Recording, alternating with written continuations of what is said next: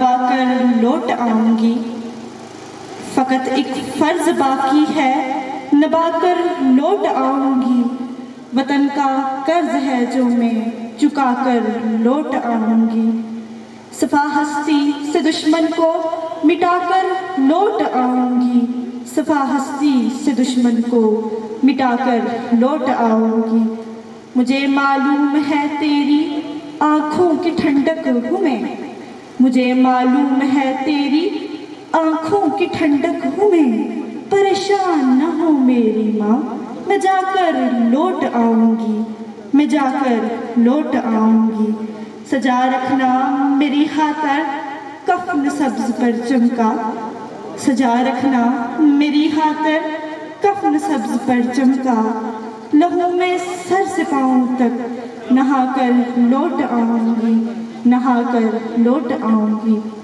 ہمارا ملک ہماری جان مال اور ہر چیز سے عزیز ہے، وطن کی خاطر دی جانے والی لازوال قربانیاں ہمارے باشندوں کو وراثت میں ملی ہیں، کیپٹن سرور سے لے کر عثمان تک، سوار محمد حسین سے لے کر سپاہی جمیل تک، کون ہیں یہ سب ایک ہی ماں کے بیٹے ہیں، ان کی پرورش اس بنیاد پر ہوئی ہے کہ جان رہے نہ رہے یہ وطن سلامت رہے، سلام ان ماؤں کو جن کی گود میں غازی پرورش پاتے ہیں، سلام اس باپ کو جو اپنے بڑھاپے کے سہارے کو مٹی کے سرہانے کر دیتا ہے، سلام ان ماؤں کو جو اپنے بیٹے کو کھو دیتی ہیں۔ اب میں دعوت دیتی ہوں مہر نساء کو کہ وہ سٹیج پر آئے اور تقریر پیش کرے۔ مہر نساء۔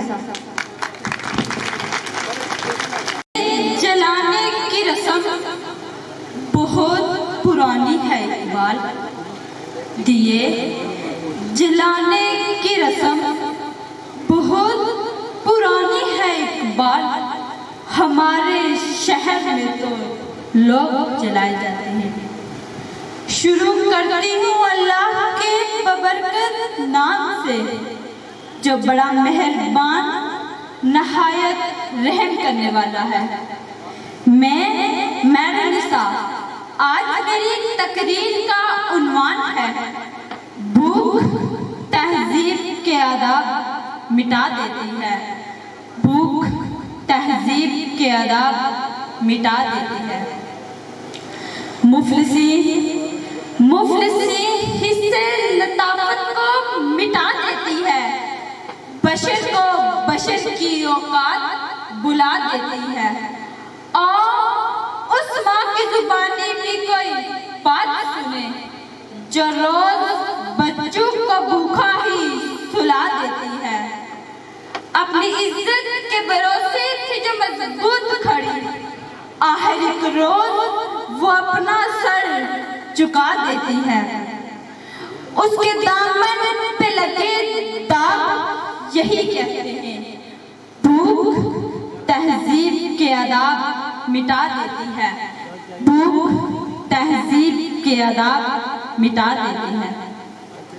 صدر علی وقار، سردیوں کی ٹھٹھرتی رات، منہ لپیٹے ایک مجبور ماں اپنے نومولود بچے کو عیدی سینٹر کے باہر پڑے جھولے میں ڈال جاتی ہے، تو اس سے پوچھا گیا کہ کیا تجھے تیری ممتا ستائے گی نہیں، اس بچے کی سسکیاں تمہیں رلائیں گی نہیں، اس کی چیخیں تیرے کانوں سے ٹکرائیں گی نہیں، تو کپکپاتے ہوئے ہونٹوں سے مجبور ماں یہ جواب دیتی ہے اپنے پیٹ کی بھوک تو برداشت کر سکتی ہوں، مگر اس بچے کا بھوک سے بلکنا مجھ سے دیکھا نہ گیا، تو اس پر یہ کہنا بجا بنتا ہے حق میں ماں کی محبت کو ملا دیتی ہے، حق میں ماں کی محبت کو ملا دیتی ہے، بھوک تہذیب کے آداب مٹا دیتی ہے،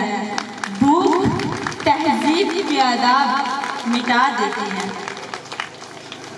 صدر علی وقار، آج اس معزز باوقار آوان میں یہ بیان کرنے جا رہی ہوں کہ ہم اخلاقی نہیں بلکہ معاشی بدحالی کا شکار ہیں، کیونکہ اخلاقیات تو خود معاشیات کی محتاج ہے۔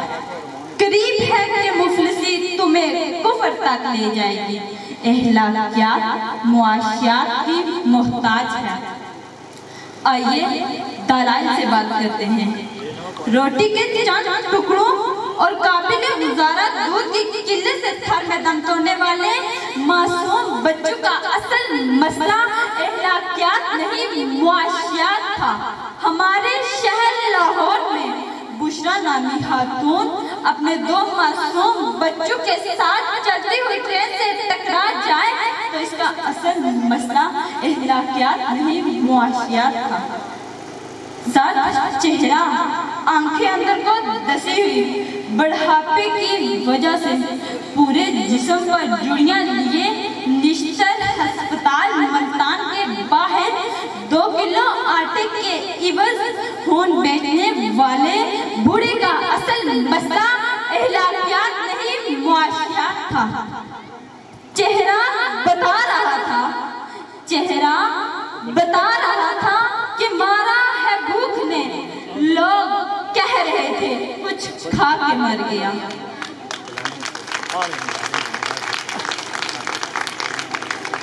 صدر علی وقار تنگ دستی، بھوک اور ابتر معاشی حالات اعلیٰ اخلاقیات کی ضد ہے۔ پہلے آپ کو تب ہوتا ہے جب پیٹ کی بھوک اور غم روزگار نہ ہو۔ 2 جمع 2 4 روٹی کی بجائے 2 جمع 2 4 تو تب ہوتا ہے جب پیٹ کی بھوک اور غم روزگار نہ ہو۔ فاقوں نے تصویر بناتی آنکھوں میں گول جو بھی چیز ہو روٹی لگتی ہے۔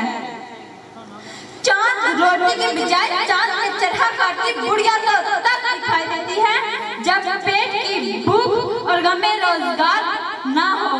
بیٹی کا 4 دیواری میں رہنا، خاندان کی عزت پر کٹ مرنا، یہ سب تو تب ہوتا ہے جب پیٹ کی بھوک اور غم روزگار نہ ہو۔ اور عبادت اور ریاضت بھی تب ہوتی ہے جب پیٹ کی بھوک اور غم روزگار نہ ہو۔ کون عاشق خدا کی ذات کا ہے؟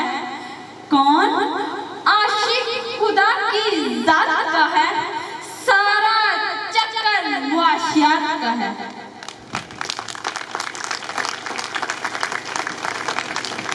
صدر علی وقار، آئیے زمینی حقائق کا جائزہ لیجیے۔ آج فلسطین میں مسلمانوں کو گھر میں بند ہوئے کئی عرصہ ہو گیا ہے۔ ہم نے اقوام متحدہ میں جتنی بھی قراردادیں پیش کی تو اسلامی ممالک نے پاکستان کی حمایت کے بجائے امریکہ کی حمایت کی، کیونکہ اس کی اصل وجہ تو یہ ہے کہ ہم بے اخلاقی نہیں، معاشی سرپرستی کا شکار ہیں۔ نہیں صدر علی وقار، ہرگز نہیں۔ اس کی اصل وجہ تو یہ ہے کہ ہم معاشی طور پر کمزور ہیں۔ اس کمزوری کا علاج بھارت کی عالمی معاشیت ہے۔ ہمیں یہ بات تسلیم کرنی ہوگی کہ اخلاقیات تو خود معاشیات کی محتاج ہے۔ صدر علی وقار، میرے ان تمام دلائل کے باوجود اگر اب بھی کوئی یہ یقین رکھتا ہے